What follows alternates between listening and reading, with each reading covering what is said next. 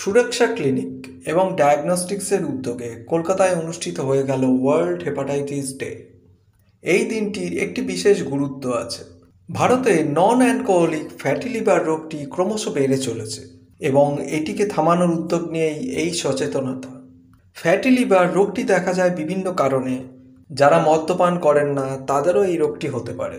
এর একটি কারণ যেমন খারাপ খাদ্যাভ্যাস, তেমনি কোনো শারীরিক কসরত বা ব্যায়াম না করা বা পরিশ্রমের অভাব, এরকম অনেকগুলি কারণে ভারতে ফ্যাটি লিভার রোগটি 30 থেকে 40% বেড়ে চলেছে। কিভাবে জীবনযাত্রা পরিবর্তন করে এবং লিভার পরীক্ষা করে রোগটি আগেভাগে ধরা যায় তারই জন্য এই সচেতনতা শিবিরের আয়োজন করা হয়েছিল। এখানে উপস্থিত ছিলেন ডাক্তার কে.ডি. বিশ্বাস, যিনি কলকাতা মেডিকেল কলেজের একজন হেড অফ ডিপার্টমেন্ট, ডাক্তার বিকাশ প্রকাশ, যিনি লিভার এবং গ্যাস্ট্রো ইন্টেস্টাইনাল ডিজিজের ওপর একজন বিশেষজ্ঞ, ডাক্তার সোমনাথ চ্যাটার্জি, যিনি সুরক্ষা ডায়াগনস্টিক্সের চেয়ারম্যান, ঋতু মিত্তল, যিনি সুরক্ষা ডায়াগনস্টিক্সের সিইও এবং জয়েন্ট ম্যানেজিং ডিরেক্টর, এবং আরও অনেকে।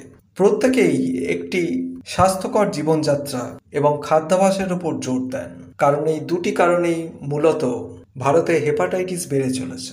28শে জুলাই হয়ে গেল ওয়ার্ল্ড হেপাটাইটিস ডে। এই বছরের থিম ছিল hepatitis let's break it down.